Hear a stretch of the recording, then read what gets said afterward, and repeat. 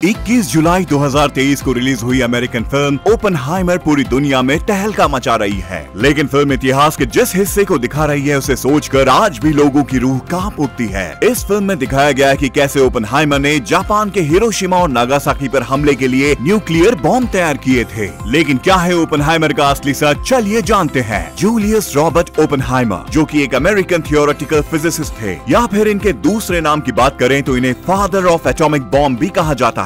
ये बचपन से ही एक सुपर इंटेलिजेंट बच्चे रहे थे। बड़े होने के साथ ही इनकी काबिलियत भी बढ़ती चली गई। इन्होंने दुनिया का पहला एटॉमिक बॉम्ब बनाया। 1938 से कुछ जर्मन साइंटिस्ट न्यूक्लियर बॉम्ब बनाने की कोशिश कर रहे थे, जिसके अगले ही साल 1939 में जर्मनी के तानाशाह एडोल्फ हिटलर ने पोलैंड पर अटैक करके सेकेंड वर्ल्ड वॉर को शुरू कर दिया। जिसके बाद कुछ जर्मन साइंटिस्ट को लगा कि हिटलर अब न्यूक्लियर टेक्नोलॉजी का इस्तेमाल भी युद्ध में कर सकता है। जर्मन साइंटिस्ट लियो ज़िलार्ड को इस बात की चिंता हुई। उन्होंने अमेरिकन सरकार तक अपनी बात पहुंचाने के लिए महान वैज्ञानिक अल्बर्ट आइंस्टाइन से मदद मांगी। आइंस्टाइन ने तब अमेरिका के प्रेसिडेंट फ्रैंकलिन रूजवेल्ट को लेटर लिखकर इस खतरे के लिए आगाह किया और कहा कि जर्मनी न्यूक्लियर बॉम्ब को बनाए उससे पहले अमेरिका को ये बॉम्ब बनाना होगा। बस फिर क्या था, अमेरिका तुरंत इस काम में जुट गया और शुरू किया गया मैनहट्टन प्रोजेक्ट। एटॉमिक बॉम्ब बनाने की इस खोज में ही ओपनहाइमर इस प्रोजेक्ट से जुड़ गए। बॉम्ब बनाने के लिए एक साइंटिफिक प्रोजेक्ट वाई शुरू किया गया, जिसका लीडर ओपनहाइमर को बनाया गया। इस प्रोजेक्ट के लिए 3 साल तक उन्होंने दिन रात मेहनत की और फिर बारी आई इस बॉम्ब को टेस्ट करने की। इस न्यूक्लियर एक्सप्लोजन टेस्ट को ट्रिनिटी टेस्ट नाम दिया गया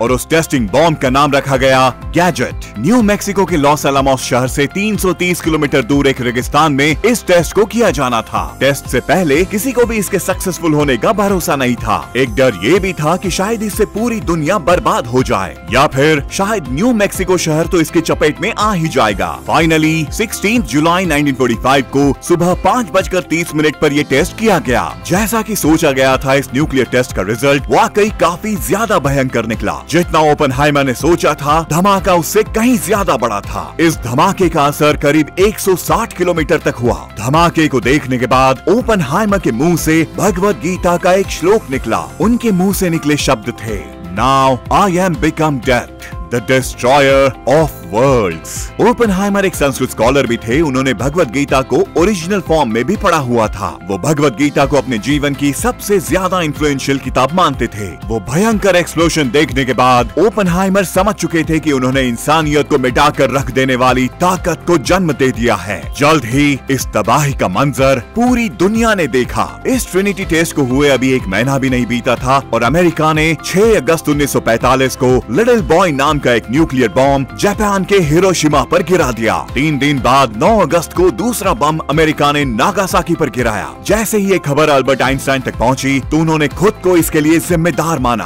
क्योंकि वही थे जिन्होंने अमेरिका को ये एटॉमिक बॉम्ब बनाने को कहा था। ओपनहाइमर हिरोशिमा पर गिराए बॉम्ब से तो खुश थे, लेकिन जब नागासाकी पर बॉम्ब गिराया गया तो ये उन्हें ठीक नहीं लगा। जिसके बाद उन्होंने खुद अमेरिका के सेक्रेटरी ऑफ वॉर के पास जाकर एटॉमिक बॉम्ब्स पर बैन लगाने की बात कही, क्योंकि उन्हें ये डर था कि ये टेक्नोलॉजी दुनिया को बर्बाद कर देगी। उन्होंने अमेरिका के प्रेसिडेंट हैरी ट्रूमन के पास जाकर भी यही कहा, लेकिन प्रेसिडेंट ने उन्हें अपने ऑफिस से बाहर निकलवा दिया। आगे भी ओपनहाइमर ने न्यूक्लियर वेपन्स पर कंट्रोल रखने के लिए कई सारे कदम उठाए, लेकिन सरकार को जब उनके इस रवैये से ज्यादा दिक्कत हुई तो उन्हें उनकी नौकरी से ही निकाल दिया गया। 18 फरवरी 1967 में ओपनहाइमर की थ्रोट कैंसर की वजह से डेथ हो गई। क्रिस्टोफर नोलन की ओपनहाइमर फिल्म इसी कहानी को दिखाती है। इसमें सिलियन मर्फी ने ओपनहाइमर का रोल प्ले किया है। वैसे आपको हमारी ये वीडियो कैसी लगी कमेंट्स में बताइए। वीडियो को लाइक और शेयर करना मत भूलिए।